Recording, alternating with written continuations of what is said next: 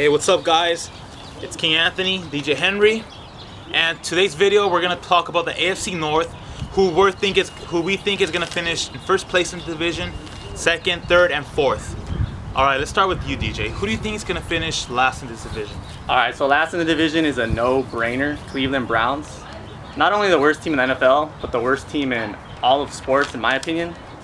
They don't even deserve to be mentioned in this video. They deserve no airtime, so that's all I'm gonna say about them. I'm gonna disagree with you on that.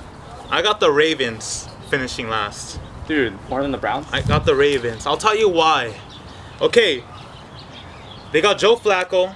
He's a good quarterback. He won Super Bowl MVP.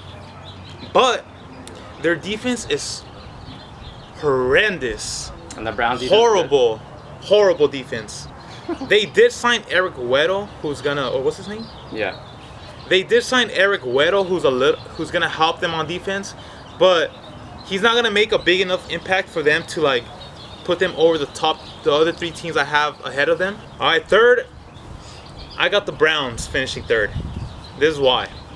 All right, they signed RG3. I know he hasn't played many games these past couple years because of his injury, but when he did play, when he was healthy, he was a top 5 quarterback. He led the Redskins to their first division title in years.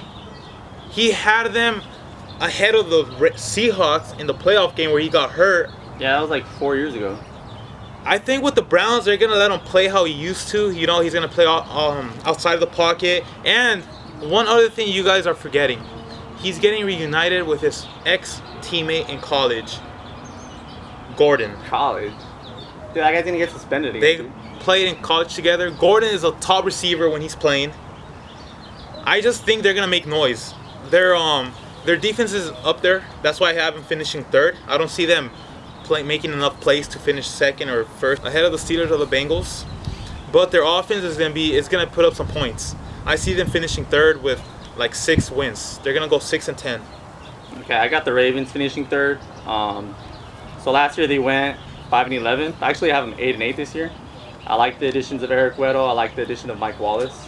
Going back to your RG3 point, I was shocked he didn't go to the Denver Broncos. Like, to me, that would have been the perfect place for him to revive his career. They didn't need much from him, just to like you don't understand like all that pressure that would have been on him. Dude, there's no pressure. There's too much. They're defending Super Bowl champions. Yeah, and why? Because of their defense, right? Yeah. Yeah, they had. It's not like they're. But what if they're losing games? Okay, DJ. What if they're losing games? All the blame's gonna be on RG3 because so you're saying, their defense is good and they're losing games. So you're saying that when the Broncos lose, all the pressure's gonna be on Mark Sanchez? There's no pressure on Mark Sanchez. Exactly. If there's no pressure on Mark Sanchez, why would it be on RG3? They picked him up as a backup. They could have picked up. They picked him up as a backup. Yeah, if they pick up RG3, they're not picking him up as a backup. They want him to start. Yeah. There would have been too much pressure. They're saying Mark Sanchez might start. But you don't understand. Mark Sanchez has started. He started with the Eagles. RG3 hasn't played. He needs a confidence boost. I think the Browns is a perfect situation. Yeah, the Browns are like the worst team in the league. Because that's why he could play. There's no pressure. He has talent. He has Gordon. That's all he really needs. Yeah, he's probably gonna get suspended and a decent offensive line year because of drugs. Decent offensive line. He's not gonna get suspended again. RG3 in Denver would have been horrible. Too much pressure. He needs to get a confidence boost. I think the Browns is a perfect situation. All right, who you got finishing second? Okay, second, I got the Steelers finishing second because they have too many irresponsible players. They got Le'Veon Bell missing 4 games. They got Bryant missing games now. They lost their tight end for the last 10 years, Heath Miller. Okay. But they did pick up Green. Okay. But he's not a Heath Miller. Heath Miller was a good blocker for Ben Roethlisberger. He was a good receiver.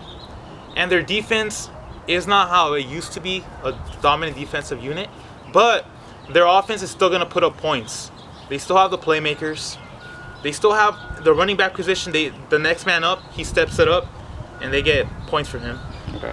I see them finishing second. First, I got the Bengals. Okay. But let me see your second pick. All right, so I have the Bengals second. They lost offensive coordinator. Their top 2 receivers are hurt, or they lost Mohamed Sanu and Marvin Jones. Their tight end might not be healthy. And if you look at their schedule, they have a really tough schedule. Steelers, you did mention about Le'Veon Bell. There's a report that came out that the reason he got suspended because he didn't take his drug test. and that he now reported that the reason that he didn't take it is because he lost his phone supposedly, or he changed his number. So they're saying that suspension might get they might take it away, so he's gonna play every game. I still like him with Antonio Brown, the Darius Green. They lost Martavis Bryant, which sucks for a year. But I still feel like they have enough to overtake the Bengals. See, this is why I still like the Bengals. Their receivers are hurt right now, but they still got a top quarterback. When the receivers are playing, they're a top. Dalton sucks, dude. Dalton does not suck. He puts up the points. He's in that like bottom tier of the top 30. He's like in the 20 to 30 range.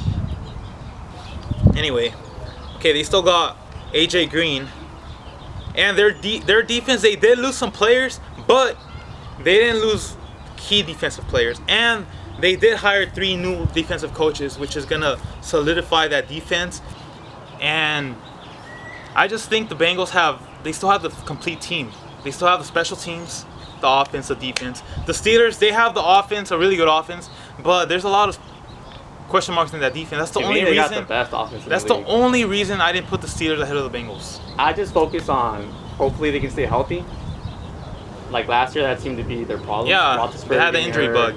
Devon Bell, Ethan D'Angelo Williams got hurt, Tony Brown got hurt, but if healthy, I think they take it easily. Like I have them winning 10 games. Okay, these are my standings right now, and but I have the Bengals winning 8. If I see their defense is playing up here, yeah, they're gonna win the division. But for right now, from what I've seen from last year and the acquisitions they made, I still don't see their defense up there enough to overtake the Bengals. Okay. So there you have it, guys. Our predictions for the AFC North. Let us know what your predictions are for the division in the comments below, and make sure to comment and subscribe.